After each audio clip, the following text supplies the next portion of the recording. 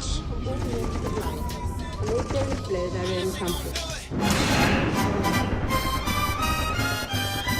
Give them to me.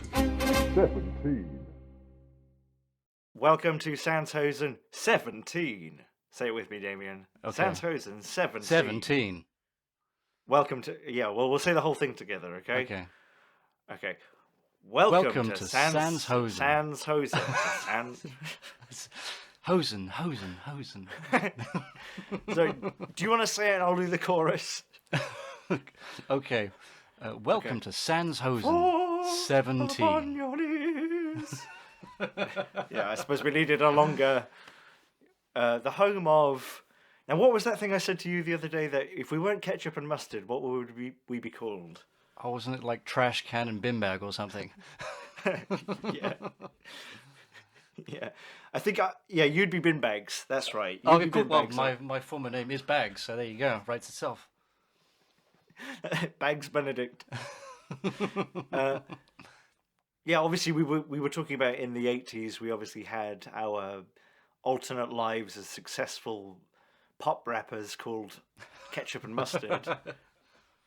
But I also like to think that we also had alternate personalities to those alternate personalities that would like appear on Sesame Street and stuff, called Trash Can and Bin Bags, and it's teaching kids how to be frugal and recycle things and shit like that. So welcome. So we are doing. We're not doing anything. If you're new to this podcast, I can only apologise. We're meant to be talking about a film called Boss. From either 1974 or 1975. There seems to be a little bit of debate about that on IMDb. Oh, you see, where I saw it from said Boss, the real name I cannot say, Boss 2018. Boss Unspeakable 2018. So I think we watched it on the same platform. Did you get ads for like daycare centres and stuff like that? That was the thing that I wanted to talk about the most, really, because the link you sent me was region locked, so I actually had to.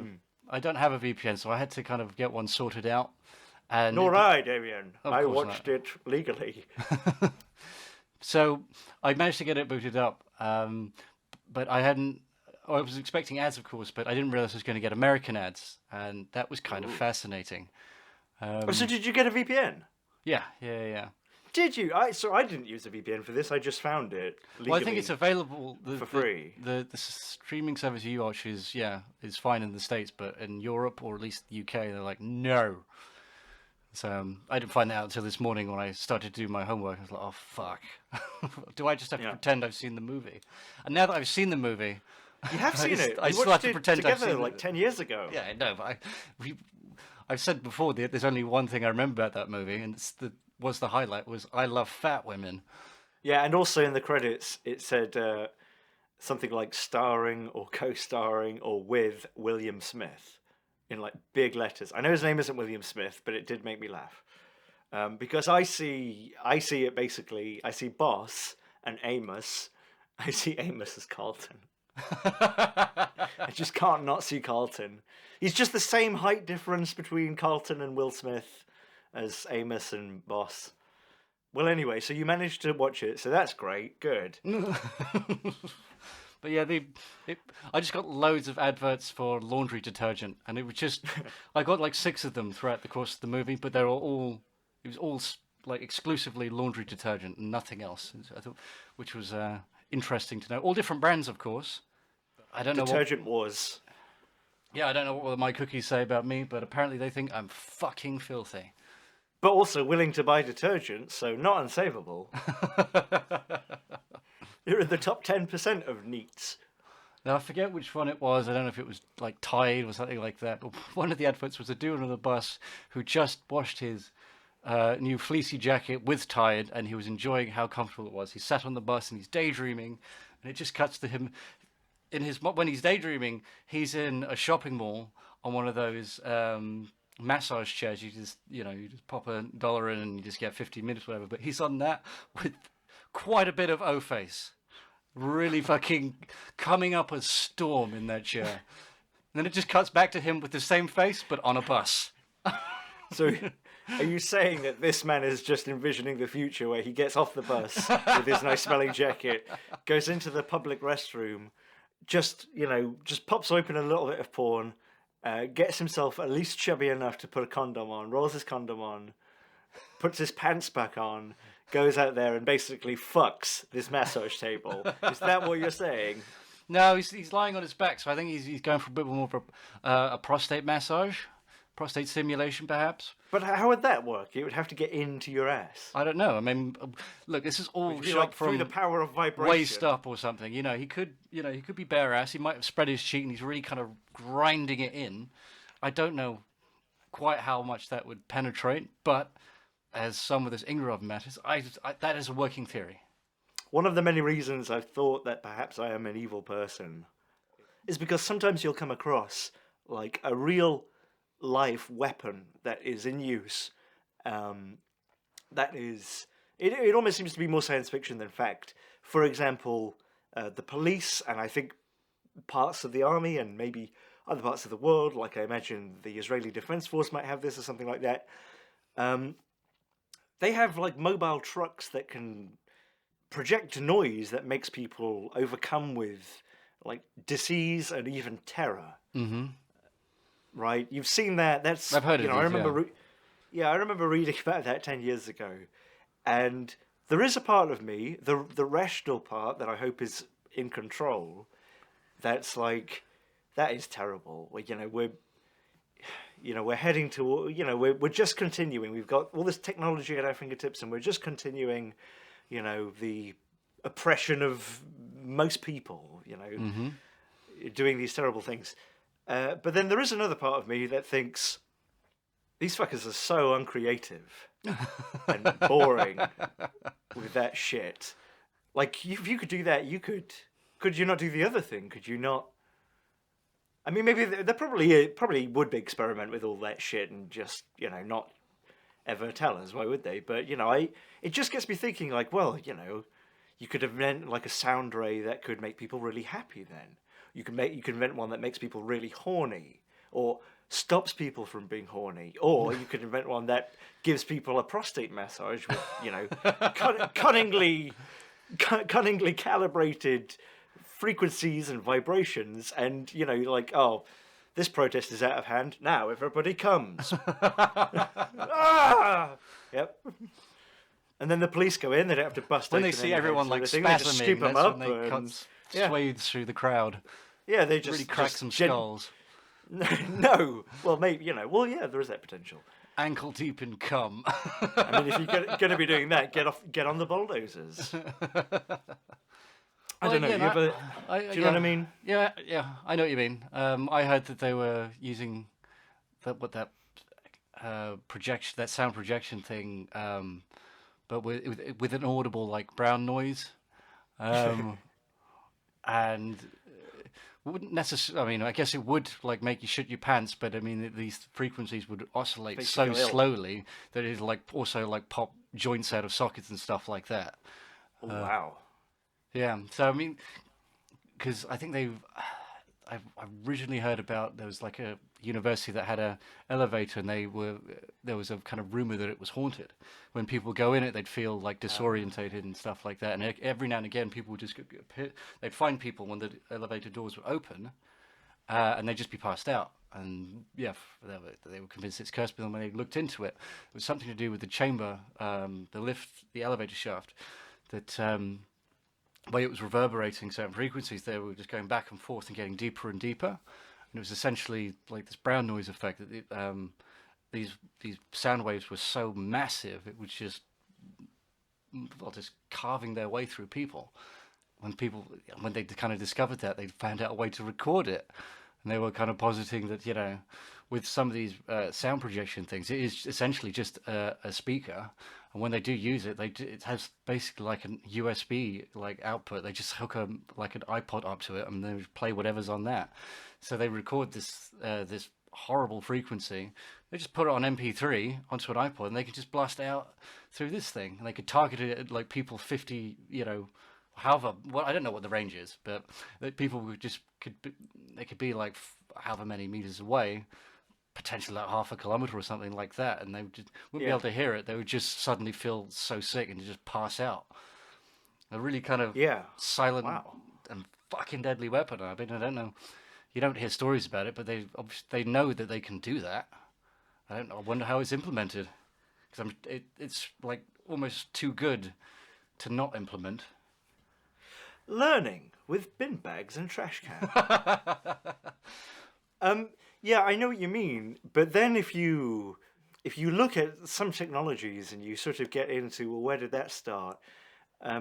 It is very much that story. Like, I remember there is footage of United States, I suppose, DARPA tests in Vietnam War era, where there is a guy on, well, I don't know how to describe it. Again, basically a disc, like I want to say like a 10-foot disc in diameter, and he's hovering above trees, kind of like he's on like a hover pad. Right. It's basically like, like a hovercraft, but it doesn't have to be in contact with anything. It's, imagine like a hoverboard. It's kind of like that, but a bit bigger. And, it looks amazing, especially, it's from like 1970. And yeah, I remember wherever I saw this on a documentary or something, they were saying that they got it working, but it was like extremely temperamental, that it would cost like way too much to stabilize in terms of how useful it would be. Okay. And I guess there's loads of things like that where we have maybe not the technology, but we have like the start of the technology where you could see that, yeah, there is an application for this, but it's not actually worth it right now with the problems we have in terms of a solution to that. Like the whole sound thing, if you're going to get to the point where it's like, well, we need to blast sound to make people scared or shit their pants or pop sockets or whatever. Well, you can do that with a truck. You can also just deploy 50 cops with batons. Yeah, but there's no kudos in that. If you said you dispersed a crowd with a like a giant flying frisbee with a mounted sonic shit ray, I mean, come on, man. There's a story in that. Well, I mean, the reality is it's probably not even the story. It's probably just like when it's like, do you know, my fucking cosmic shit ray is way cheaper than even like 10 riot police on standby. Okay, all right, well, we'll use the cosmic shit ray. And it definitely, there's no blowback on it, right? I never said that. You're going to have to sacrifice a couple of pawns to take their queen. So, yeah, well, anyway. Well, yeah, I mean, obviously we're opposed to we're the now talking about morality super about weapons. it, but I know, I'm coming around to it. It sounds kind of fun. Why is it... Make it happen. Yeah, I know. It's a bit like the whole, I suppose, CCTV culture and surveillance culture, where, oh God, it makes my skin crawl to think that there could be cameras everywhere, observing your every movement, analyzing you at all times, sort of like it is, and like we're led to believe it is in at least some parts of China, where you're constantly under some type of surveillance. Mm-hmm. That would be a nightmare, right? Even if you're not doing anything wrong, even if you're like completely boring, upstanding citizen. Oh, it's still very invasive, yeah. Yeah. Very, yeah. But on the other hand, there is a part of me that thinks, well, if you could roll that out, you could make everything so much more convenient, and you could have like but not just that. You could have like so much a much better vantage point of society, and even forget like the surveillance. If you could just like magically make it so that all money was just digital. Everyone's got to use their phones. That's the only. There's no paper money at all. Again, magically, like maybe that's invasive. There's definitely an argument for that. But even statistically, that would be, in terms of gathering data, that would be so useful. Like, oh, people spend their money like this and spend their money like that. Again, I have no point. Neither do I really. But well, I think that's what. That was kind of the ethos of... That's what you're tuning in for. Yeah, fair enough. Maybe we should move on. But I heard that that's what, that was Amazon's mission statement back in the beginning. with Jeff We want to Bezos. know everything about you. Well, yeah, I mean, obviously it was an online bookstore, but the idea was that it was just, he was finding different ways you could collect metrics on people, and obviously in the 20 years, prior, subsequent to that, it's come pretty much full circle because people are now, especially as I told you about my old man, who just like sees adverts for things he didn't know existed and now he wants. It's no wonder that he's the richest man on the planet. Not my old man. He's quite poor. Yes. I mean, money poor, in terms of crap bought from Amazon. He's a very, very wealthy man, I imagine. Unless he's just like throwing it straight in the garbage. I mean, I wouldn't be surprised kind at. of. I mean, there was I told you about the electric chainsaw. I mean, that was really just the. That's such a weird buy for your dad. Well, yeah, in his mind, he was going to. Why would you buy a chainsaw? He was in his mind sorry, during the lockdown, he was going to like clean up the garden, or rather, he thought that since I was staying with him, I'd clean up the garden if he got me the tools for it, and he just got me the wrong one. He just got something flashy that he could pose with. But by the garden, you mean The jungle. Is this worth explaining? I suppose Damien's dad lives in a large house. It's not a mansion, by the way, on the fandom page for us. Oh yes, yeah. He's like Miss Havisham now. Is that what it says? No, I haven't seen that, but I can. No. Yeah, it is kind of Dickensian the way I've described it. I think it says something like Damien's father is mad and lives in a decrepit mansion.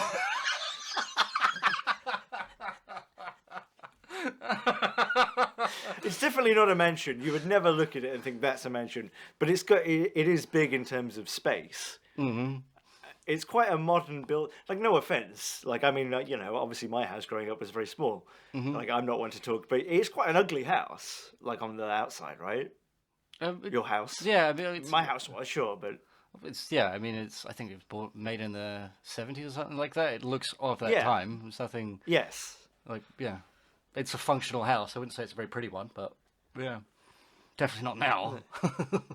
No, I mean, but it doesn't even look like you wouldn't automatically think from the outside like, oh, that's huge. No, not at all. It's more of an aerial thing when you see, you see the double. It's disgustingly large footprint. Yeah. It's not even a sprawling garden, but half of that was gutted for a conservatory, and a pool that was never looked after. Not in the last 15 years. Jesus. That's right. Damien was the kid at school who had a pool. You must have been the only kid at school who had a pool, right? I would imagine so. There was no talk of anyone else having one. I went around going, "Hey guys, I've got a pool." Yeah, actually, check me out. And yet everyone knew. Well, I'm sure my sister was a bit more open about that. And she's like, "Yeah, I've got a pool." Was she also open about that big projector screen you had? No, but I'm sure I would have talked about that. I love that. We got that. It was pretty much as soon as we moved in with the PS2, and playing that on that was fucking amazing.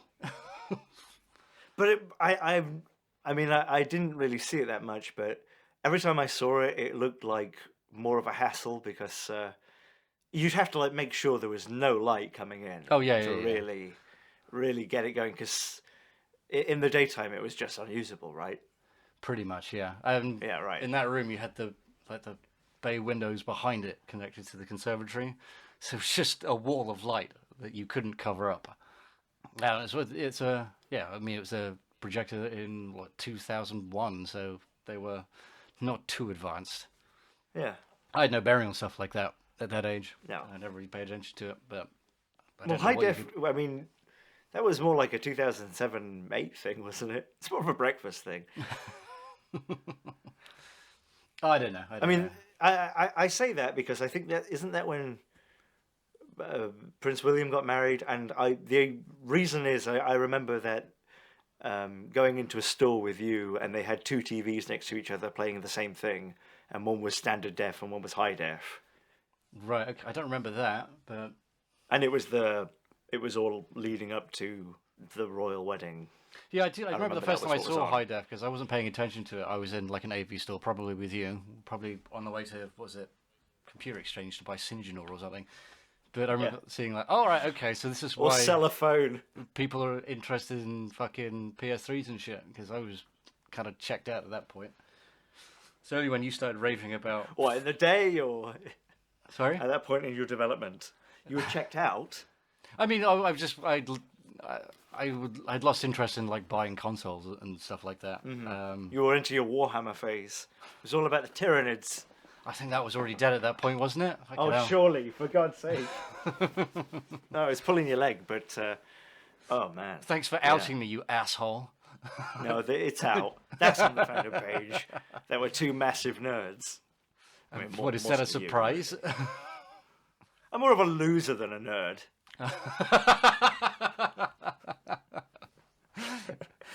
Nerd implies, some kind of, mathematical ability or intellect logic or and maybe some some skill. sort of intellect. No, I just like lame shit.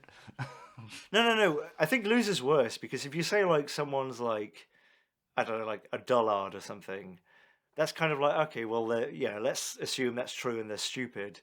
Well, that's them. But if someone's like a loser, but you don't say they're stupid or anything like that, it's way worse. It's implied like, they've got a real fucking caustic personality at best. They're a piece of shit. He lives in a fucking hovel for sure. Yes, by choice. No, not by choice, because society has damned him there. I bet his only personal goal is to brush his teeth 5 times a week. Would that be a goal? There was a dude that I worked with, and his New Year's resolution was to try and brush his teeth 5 times a week. So, I mean, okay, obviously he wasn't brushing his teeth enough, but it wasn't like, you're not telling me like, oh, he had OCD and he was brushing his teeth like 7 times a day before this. Something. He couldn't open his mouth for blinding someone. No, he's just a man of terrible... Would it be like that, or would they just be like chiclets, like Michael chiclets, like hanging in his mouth? Oh, that's it. And he's got to get little men inserted to eat for him. Little upside down men. Gets the, he just puts his head underwater with a tank of like Dr. Fish, opens his mouth, and they just kind of groom it for him. Dr. Fish? The Dr. Fish. They're a type of small fish. I think they're called Dr. I've never heard Fish. of that. But like, it's almost like holistic like therapy. a stickleback or something. Kind of like a very very small minnowy kind of fish, maybe even smaller than that. Right. But people, it's like a sort of holistic therapy. They'd have like either tank or a pond or what have you, and you just like stick. But people normally just kind of put their feet in, and they'll just eat like the dead skin and kind of spread age that way. Fact. It's happened. It's happened. Has it now? There's a newspaper article from like 10 years ago. Everything's 10 years ago. From 10 years ago. Because it turns out the person that was doing it was actually just a pond full of like kangaroo fish. And just swam up into his dick, but had previously been in a very filthy one. The inside of the dick was filthy. Or hyper clean, I suppose it depends how you look at it. So quickly going back to my colleague talks about the teeth. I could see where he was coming from because his oral hygiene was dreadful, right? And he had like so few teeth. In fact, so I think in his mind it's like, well, what's the fucking point? Yeah. And apparently he almost said it like it was a boast that he was getting free kind of like corrective surgery and dental work on the NHS only if they could use him as a case study. His teeth were that bad. Oh my God. Wow. Okay. It's like, why are you telling me this with a smile on your face? Are you smiling? I don't see teeth. Yeah, well, good for him. He's made a positive change. Well, I don't know if he stuck to it. This is like 18 months ago. So, we've got a bit lost because we need to go back to the chainsaw thing. Yes, okay. What I was going to say was, so Damien's house at one point had like an indoor pool. I guess it was a pool that had been built into what was once the yard, and then at one point had like a glass conservatory structure built over it to make it indoors. Yeah. And after 2015, something like that, Damien's dad has decided to completely neglect this area of his house and life. Is that right? That is 2015? correct. And then recently, during the COVID lockdowns, a nearby tree fell through the conservatory into... No? No. I mean, we talked about this already, but no, it wasn't. There wasn't even that. The structure was just so beset with rot, like from like water and what have you. It just collapsed one day. I thought like a tree branch like fell on it. Oh God, no! It looked like that. No, it just went bang one day. Just gave just gave out. And just the roof collapsed. That's what he meant to clean up. Well, no, this was just the chainsaw was an idea to kind of cut back all the overgrowth from the actual like remaining garden bit, because there are a couple of trees up at the top that were just with sprouting branches like basically almost at the trunk now, and they'd grown so thick that they'd obscured any kind of route into the garden. So his idea was that this was going to help clear that up. I think I've used a chainsaw like twice in my life. And I would say that they are very... I mean, they were petrol chainsaws. I don't know if there's much difference, but they're pretty intimidating. Yeah. I mean, this was electric. What I found was that chainsaws are obviously designed to saw through wood. Now, these the growth here was years off actually becoming wood. They were thick, but they were still like plant stems, if you get what I mean. They were still very wet. Strimmer. So yeah, so I was just doing this stuff, and all it was doing was batting it away. And invariably into my fucking face. And then I tried to make as much headway as I could with it, but then I realised the other problem, which he hadn't considered, was that you need like clean up. Once it's on the floor, it now has to go like off the property if you're actually going to make any headway in cleaning it. So or burn it. Well, whatever. I won't give you any ideas. I don't know. I mean, you got a big old fire pit there now, though. Just the property, you mean? Yes, indeed. But I mean, there was no way we could do a bonfire because there's too much overgrowth.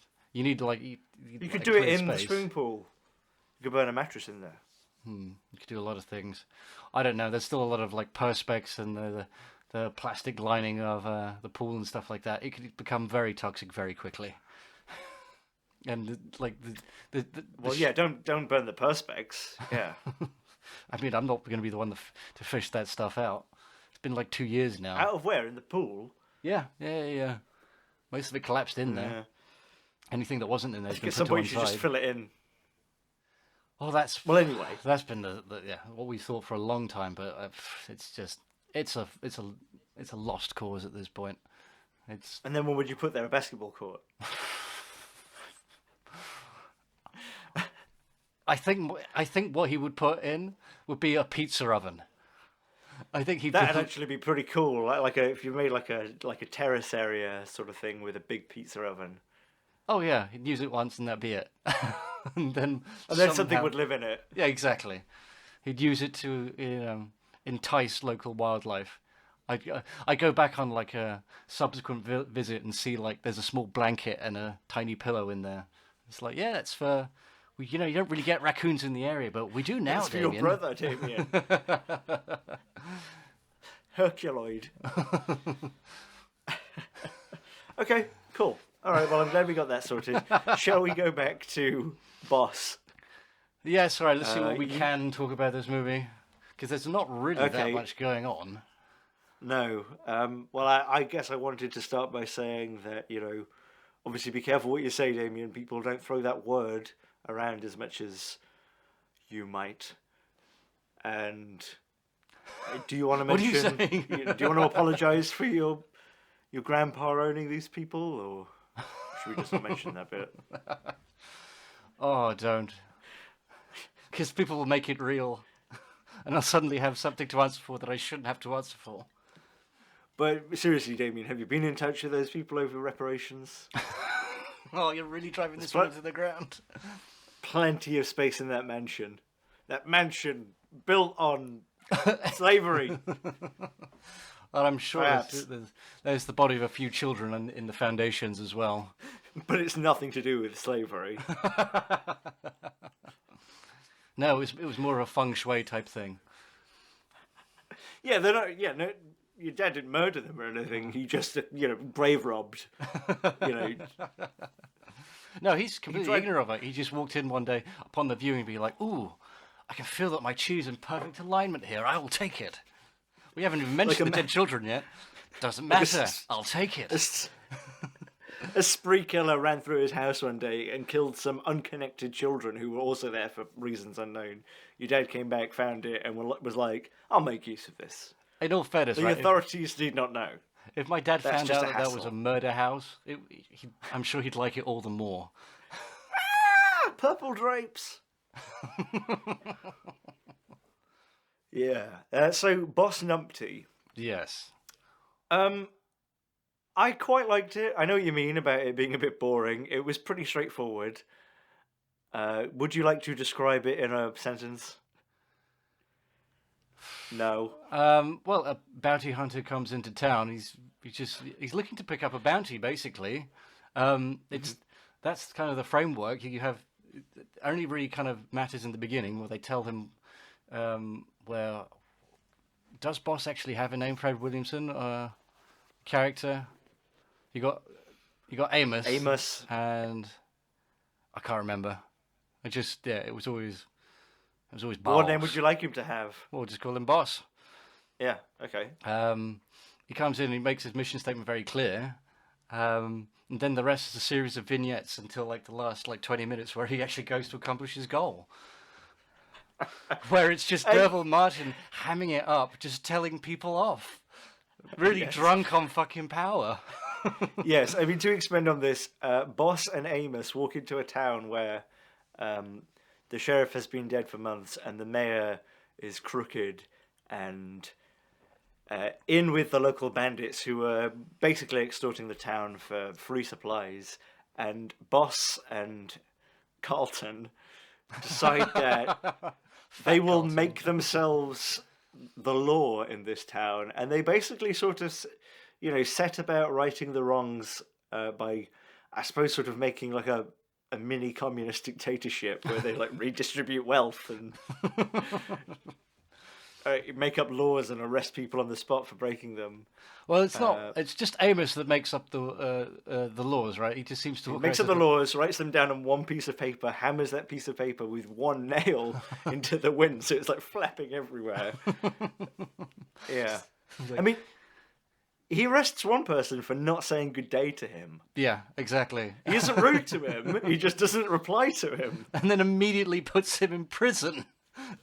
Yeah. It's a $5 fine. It's all right, here you go then. You can't pay it because you're already in prison. Your wife has to pay it. Yeah. Yeah, they do that for a bit. They can't, and then they kind of get bored with that, and then we're like, well, we go back to bounty hunting. And that's kind of it. I thought it was all right, actually. I've seen it 10 years ago. I thought that it was going to be way more raunchy than it was. It was actually kind of for a film called Boss. It was pretty wholesome. Yeah, it's obviously that's the blaxploitation kind of thing to it, but it's not really that heavy on it. It's kind of dare I say a straightforward kind of Western. Yeah, and he happens to be black, and they use the N-word 100 times. There's no reason he's called Boss. It's not the frightened whites give him that name or anything. That's how he introduces himself. That is technically true. There are obviously a few unsavory folks that obviously don't take them for the incorrect reasons, but they kind of make there are parts of it that kind of read like a proto-Blazing Saddles. It's kind of odd. Yeah, it's kind of like Blazing Saddles with a story that makes a bit more sense, but is way less funny. Mm. Oh no, they definitely tried because obviously Blazing Saddles, obviously the story. Yeah, I didn't mind it. In fact, I guess him being called Boss Numpty almost waters it down when people are going up to him and calling him a numpty. It's almost like they could have had a whole comedy bit where he's like, nope, that's against the law, you're under arrest. He's like, I wasn't saying it, I was saying, hey. If your name was Mark, I would be like, hey, Mark. I was like, hey, Numpty. I don't know. I suppose that's supposed to be kind of. Like, look, people shouldn't say that word, but it does confuse things when your name is that word. It's written on your jacket. You had that bespoke. That's some nice tailoring. That was hand embroidered. For why? Also, it hasn't helped my, obviously immense white fragility by the theme tune to this, which basically is, they call him Boss, being really, really catchy. Yeah, that's one thing I did actually really enjoy, was the score to this movie. Oh yeah, I mean, there's bits where they've got, like, I'd say for the budget I think they had, it's pretty well produced. You know, it looks okay. There's a day for night shot that looks shit. Yes, but I know which one you're it talking starts at about. night. Yeah, Yeah. But it's there's nothing wrong with it technically, really, and but there is a really boring bit after like a gun battle in the street where I can't remember exactly what happens, but basically there's a character that comes and like checks on a wounded person and then stands up and like goes back into a house, and it happens over 20 seconds, and it's all done on one shot on a telephoto lens. And if you sort of just looked at it in silence, it's just so boring. We didn't need to see any of that. But it's got this like like fucking like funky music on it. yeah, it's kind of dynamite.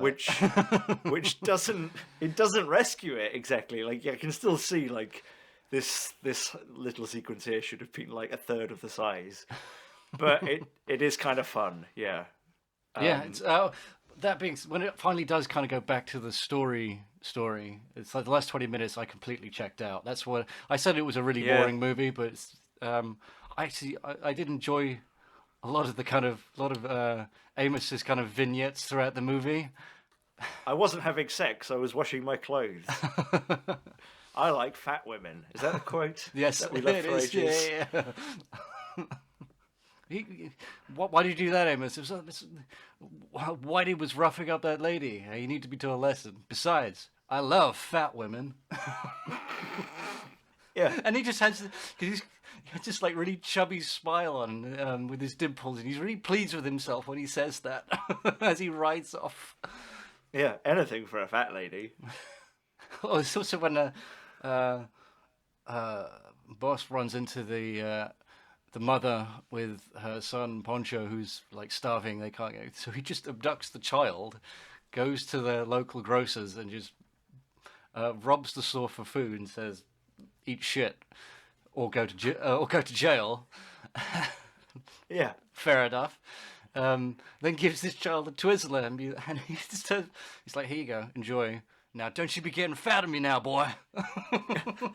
This starving kid for eating one Twizzler. Yeah, he's saying it for his own protection, though, because then Amos would be eyeing him up. Oh, dear. He's just like some chubby. Oh, God. Well, he's already drunk on power at this point. Yeah. And that is the most entertaining bit, is them imposing their will on this town.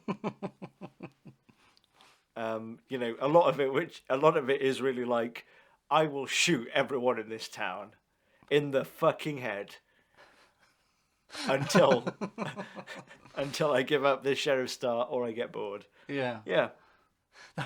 Yeah, it's odd. It kind of tones is a little bit odd because there are some.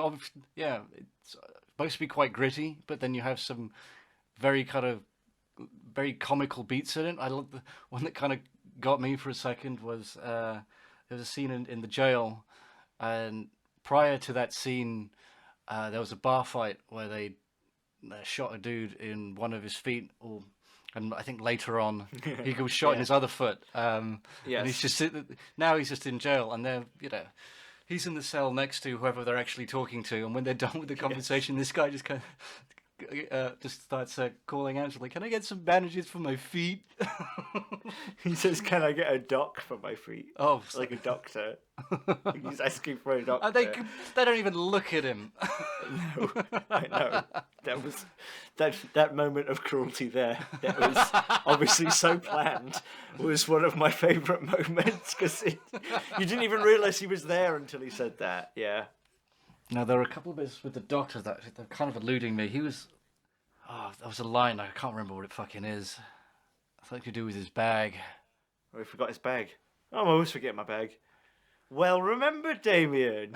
Details. His performance was quite odd. I think he obviously did not want to be there. I don't remember what his first line is, but he's just like, "What do you want?" He's really like not trying anything at all. Do you think it was like he was an actor who like got cast in like unnamed cowboy project, and then he got there and found out it was called Boss No? I was like, what the fuck? Yeah. That or he's like a serious actor, and they pitched into it like it's going to be like a real biting social commentary, really gritty. This was going to be like Oscar bait. He hadn't seen the title of the script or anything like that, so he gets in. He comes in like, "So what this can is I going do to be for Oscar you?" bait. Yeah. Well, anyway, I guess I don't really have anything else to say about Boss Numpty. Really, I mean, do you? No, not really. What I do have things to say about, however, Davian, Oh, okay. and I bet you do too, is the menu. Oh, you had seen that? Okay. Well, what was your take on it then? Because I did quite like your. Because I told you about it, and I hated it. And you obviously went the next day and found it and watched it. So, That day, in fact. Oh, really? I watched it. I just Yeah, got it a came message out from you after- the next day, and it's like, Yeah. I thought that scene where you shot yourself was particularly powerful. I was like, you son of a bitch. Oh, well, yeah. I think I must have texted you that, like, as I saw it. No, I didn't hate it. Tell me why you hated it.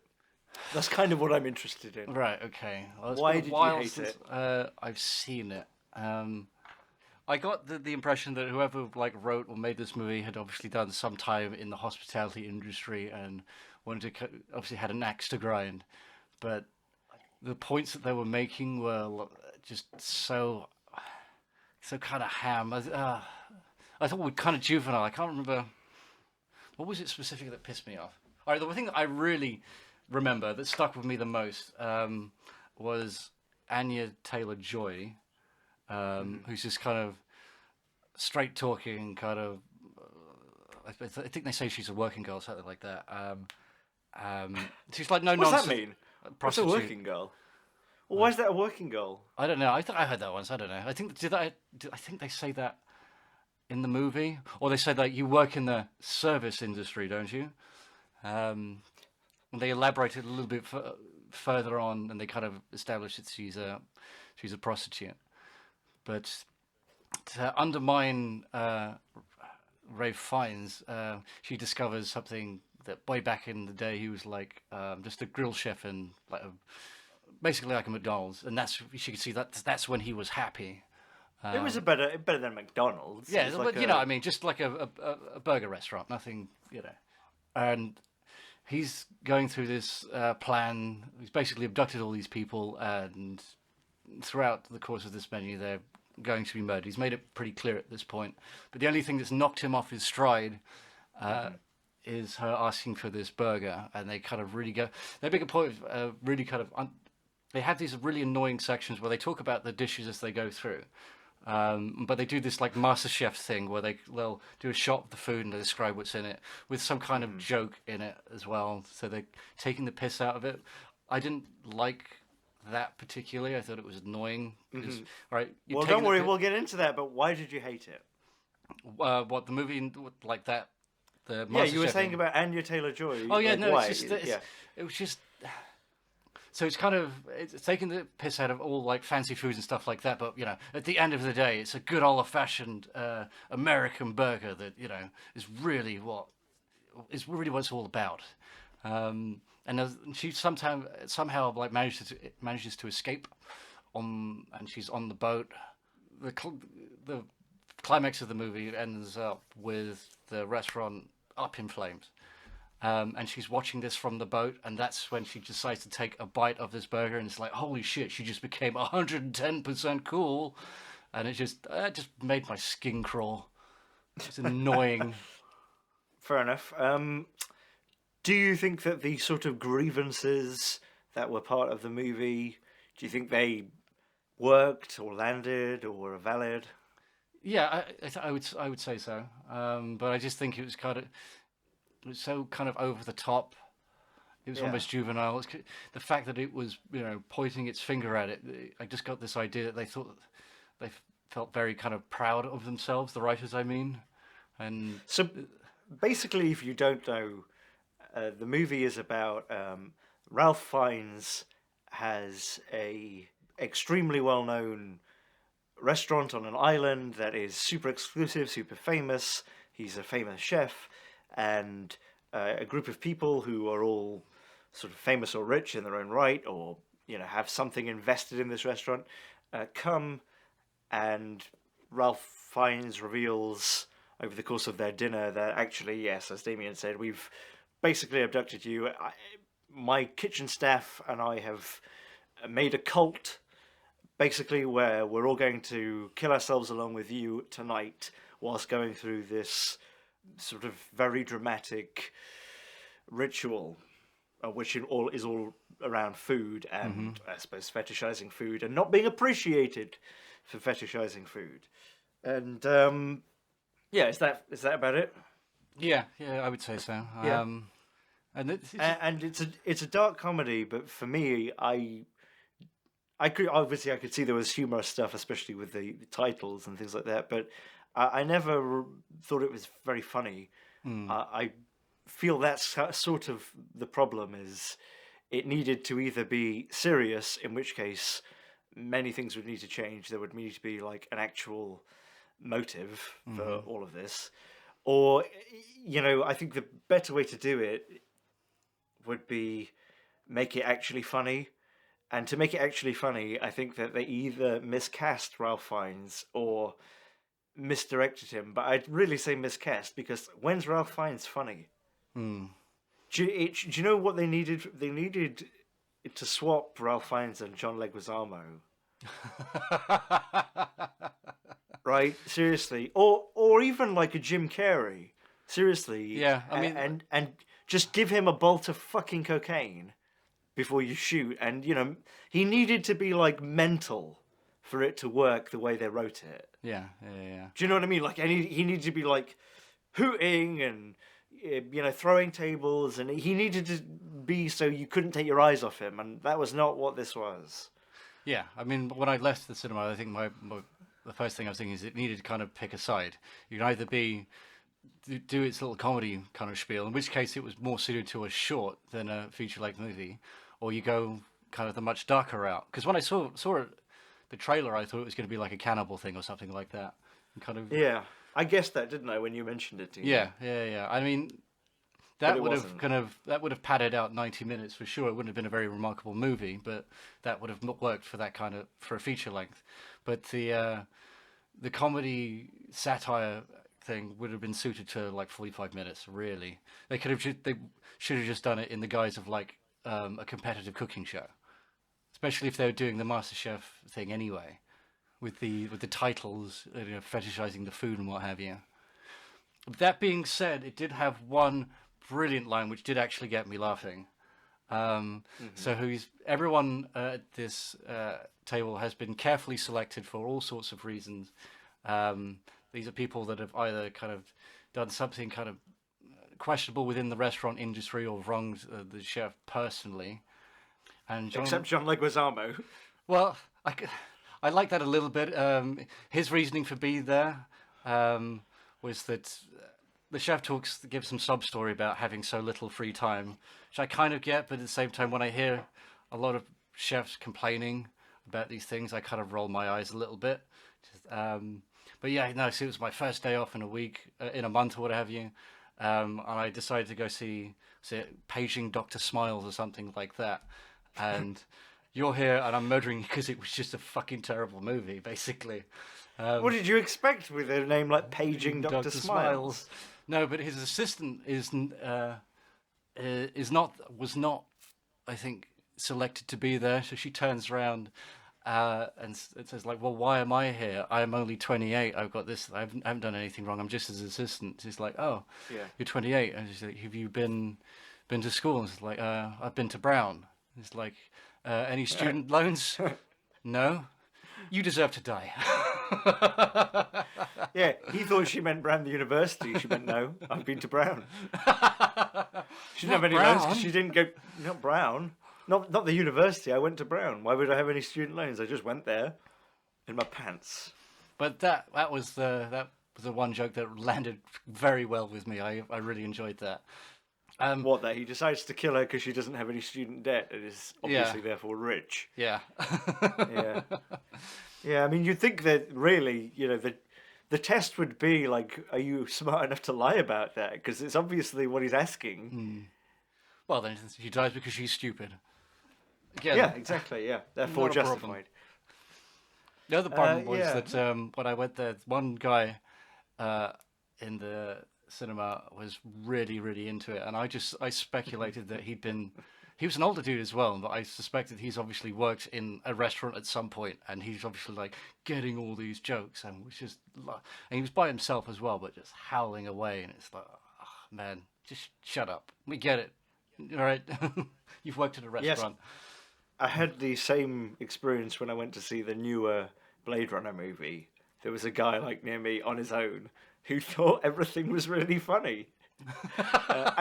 To be honest, I didn't mind at all. I mean, fair enough. I didn't mind, but it was also amusing to sort of like what is making this guy laugh? Yeah, that's what I'm thinking as well. Yeah. No, honestly, it would like cut to a new shot of Ryan Gosling's face looking pensive, and the guy would be like, yeah. Seriously, I don't know. Maybe like he was like the guy who taught the DOP or something, and he's like, yeah, that's really good framing, yeah.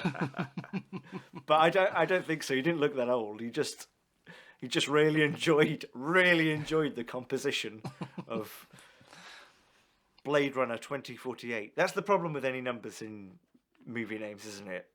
I can't remember. Blade Runner 2042. 2048, wasn't it? Blade Runner 2000. 2001. So do you have anything else to say about the menu? It's a shame you didn't ask me a couple of months ago, because I had loads to say about it. Most of it's escaped my memory. Oh, well, don't worry. No, but I did have quite a lot. I think we'd just done The Pest a couple of days prior to me seeing that movie. And I was like, oh, this would be great. But most of it is, it's kind of fucked off. It's not something I'm going to see anytime soon ever again. It's interesting. It was nice to go to the cinema again. I've been in ages, but kind of a movie that... So now at some point, you're going to serve Ralph Fiennes. Take the opportunity to kill him for wasting your time in your one day off, which was nice. It was nice to go to the cinema. It was a shame I saw the fucking menu, though. It was terrible. Yeah, I mean, I didn't really like that it was just a cult.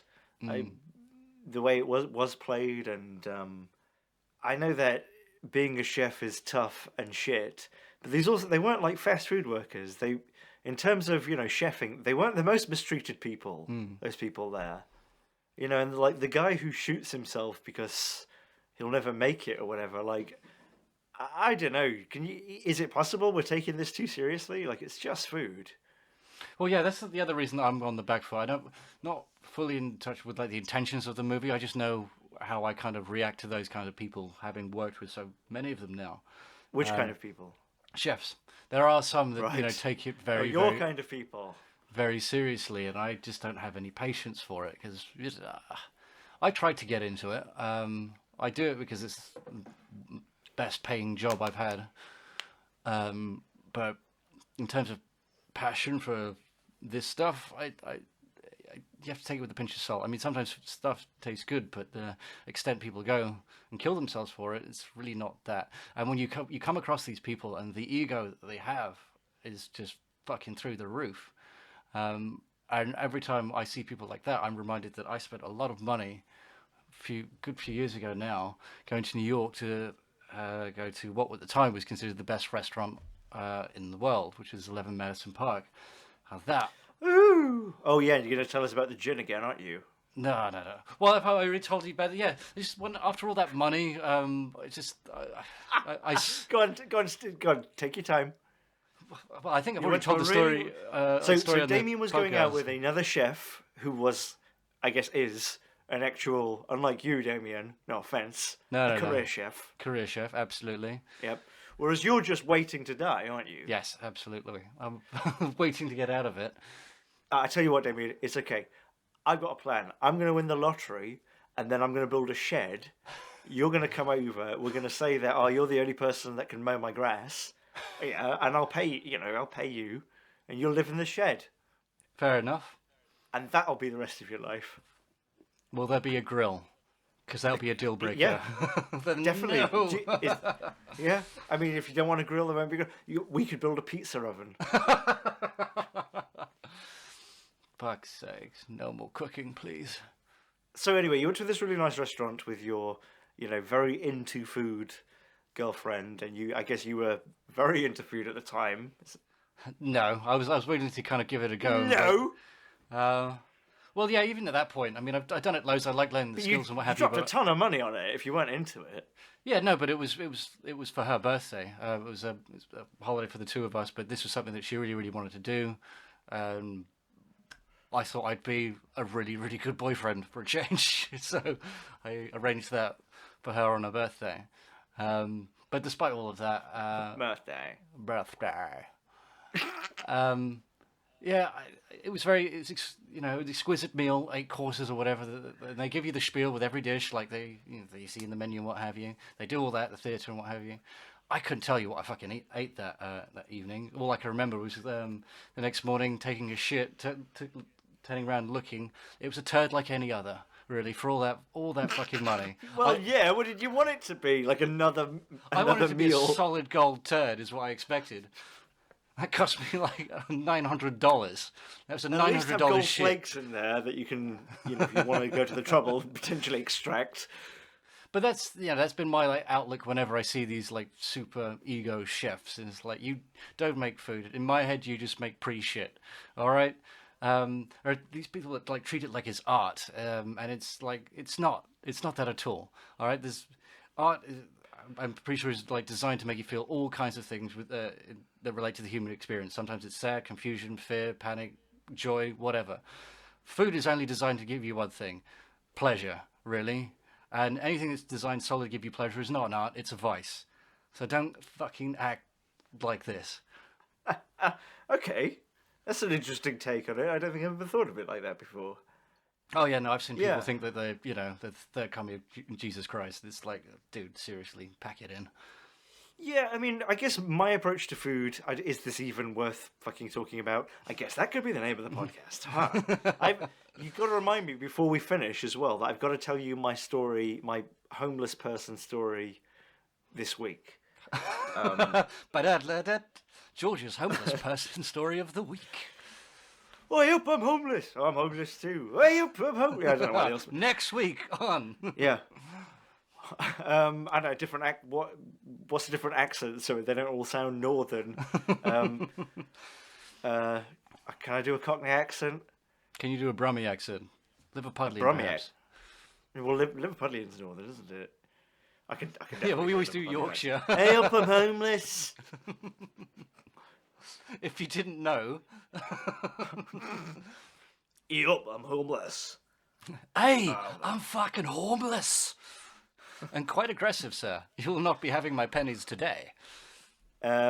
So before we get to the homeless thing, what was I saying? Something about something else? I'm so sorry, man. I've forgotten. Film or something. Fucking hell. I guess my approach to food is... Yeah, there we go.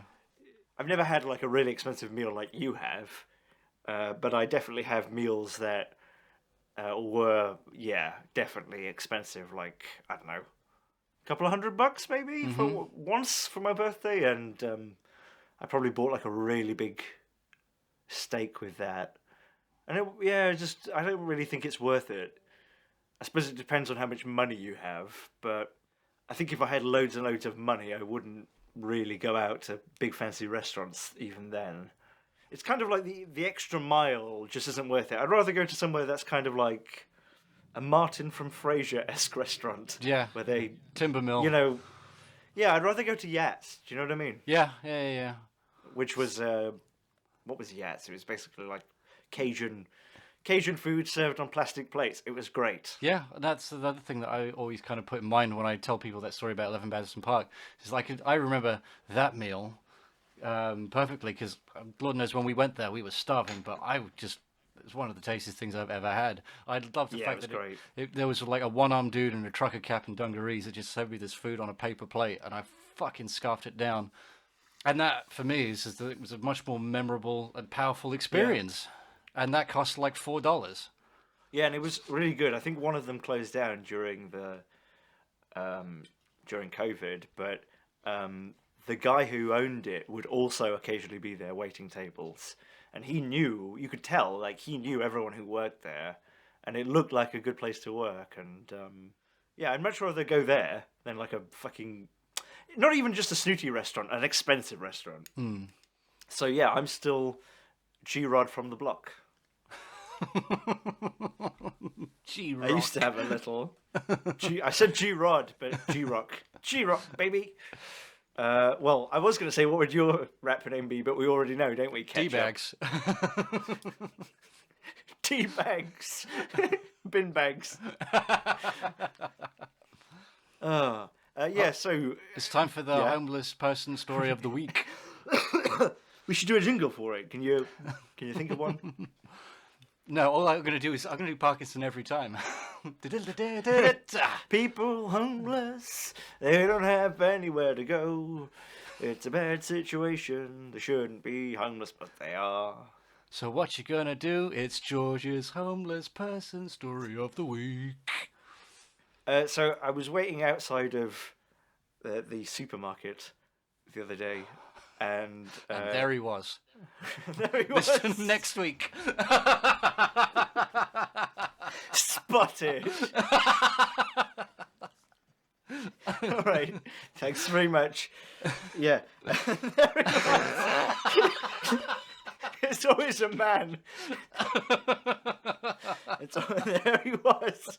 Yeah. It's always the same homeless man. Yeah, come on. You're going to have to power through.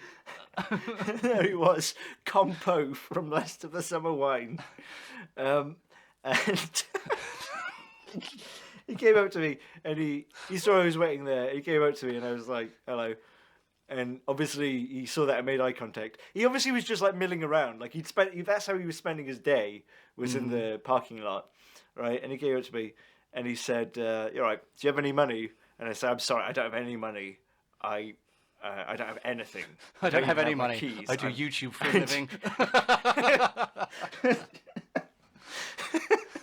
I don't have any money.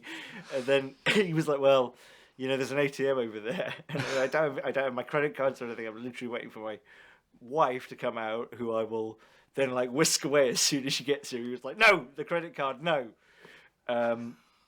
If I had some cash money, I would have given it to him. But anyway, I said, "Sorry, I just don't." And then I sort of stood, sort of respectfully, quietly, sort of, nodded at him, and he said, "Oh well, what are you doing?" And I said, "I'm waiting."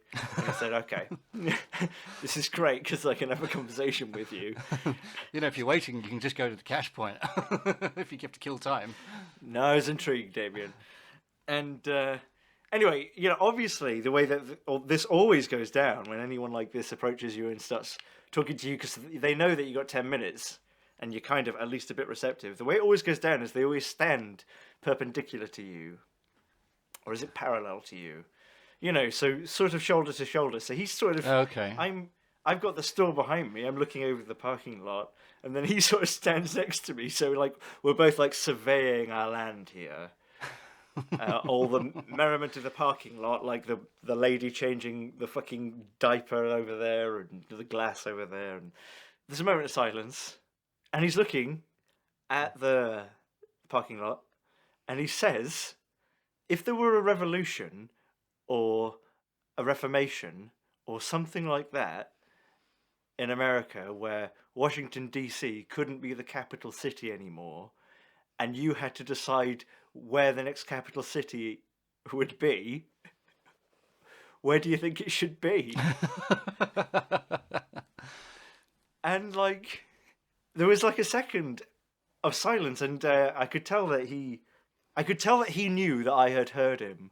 But he was just sort of like looking dead ahead, like this was the most serious question in the world. And I said, like, well, I don't know. I mean, maybe New York. And he's like, no, not New York. No. It needs to be central. It needs to be in the center. And I was like, okay, what, like where? And he went, well, you know, Kentucky's in the center. It's not in the center. Yeah. So anyway, that was kind of it. And then it didn't really go anywhere. But I wanted to know, Damien, if you had to relocate the American capital city, no worries about cost or anything. Don't worry about that. Where would you put it? Where would make sense to you, Damien? I think it should be. You'd have no capital. No, I think it should be a floating city, right? That can travel. Motherfucker, that's what I was going to say. Okay, good. A floating city, right. I was going to say that mine wouldn't be floating. Mine would just be dangling attached from the moon on a big chain. Because it would actually go all over the world. I think that's how the moon works. No, fuck it. We could capture the moon. Anchor the moon. Oh yeah, but it's not actually that far up because don't listen to those round earthers, all right? It's only like a couple of miles up. 27 miles, a couple of miles. Yeah, French miles. Those are the smaller miles, right? Because they're French. They're actually bigger. Yeah, where would you put it? So you'd have a floating city, would you? Yes, yeah, and then we can steer it wherever the greatest civil unrest is. We just, pilot it in the opposite direction from that. Probably end up over the Atlantic more often than not. Well, how would you have it floating? Like with big turbine props? Yeah, absolutely. I mean, maybe I would think it not be more efficient to have it on spider legs? Well, it's and not then floating, instead of crawling, spiders don't crawl. It's not floating. It's not a flying city anymore. I want to see no, but spiders don't crawl, do they? Oh, so you'd have to put it on balloons. Yeah. Well, how are you going to direct where it goes then? I don't know. Blow really hard. Everyone stands on one edge of the city and so does their bit. It goes 5 miles an hour. Okay. Well, I stand by the arachnid legs coming out of it because you just then watch Wild Wild West, haven't you? No, then it could go toward the civil unrest and. No, just teabag it. More Futurama. Yeah, it could just teabag it. It could just be like. I suppose you could do that with a floating city. You could just float over the civil unrest and then be like, "Boof, we're no longer floating, bastards." All right, we're done. Get the bike pumps out. We're on the move. Yeah, I need ballast. I need ballast now. So yeah, a Zeppelin city. That's what we're saying. You're not convinced then that you could have a. What about a capital city that was on a big train? That's doable. So like a sort of Snowpiercer type thing, but just a sort of circuit of the US maybe? Or the leading politicians are just on a train and never allowed to get off? No, well, you could have bedding on the train and stuff. It would have to be a very big train. You could have all the different sort of chambers of Congress and the Senate and, the different rooms for having your powwows about shit. Just shit though. Shit, only shit. It's the toilet room. But you could sell it to the public by being like, all of the Congress people, all of the senators, every politician, all of their staffers are all going to go 0 emissions, totally green. Now Congress comes to you. And then instead of people flying in, it'll be just Congress people waiting, at Utica Station. Boop, boop, Congress comes in. Right, get on board. All right, next stop. Scotland, whatever. I guess you could broaden it by having it serve other locations. The transatlantic journey would fare, but I'm prepared to see how Scotland, Canada, Damien, God. All right, we're going to the Yukon. Yeah. What do you think? I feel like this conversation is best reserved for your homeless friend. You might have to float this to him next time you see him. Yeah, I kind of stopped listening to him after he said Kansas City. Oh, so he gave you alternatives. It's like it's multiple choice. Quite a bit. Basically, every kind of major city in America. Is Kansas City major? I don't know. I'm sure it's the biggest city in Kansas. Well, I guess we've reached the end, have we? We have indeed. Well, great. Thanks very much, everyone, for listening. Do keep the fan art coming in. If you fancy drawing some fan art, as long as it's not, utterly obscene, as long as it doesn't break the YouTube rules, I'll put it up. Obviously, it can be about anything. It doesn't have to be me and Damien. It can be about anything you want that we've mentioned. It doesn't even have to be about that. I want to see a representation of my father. Yeah, so there you go. Actually, don't send me random shit. I don't want to see pictures of Sonic. Is that common? That is a judgment. Is it common? I mean, Sonic. Well, I guess. I mean, by saying it now, you've definitely opened the floodgates. If you've never seen the Sonic picture. Well, I guess this is the time to put in a Sonic request, isn't it, Damien? What are you thinking? I don't know.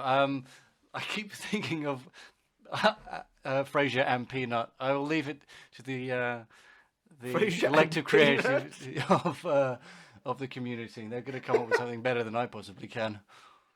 Yeah, thanks for that. Okay, brilliant. All right, yes, I might have to open that folder right now. Thanks very much. Thanks very much for listening, everybody. Cheerio. Ta-da.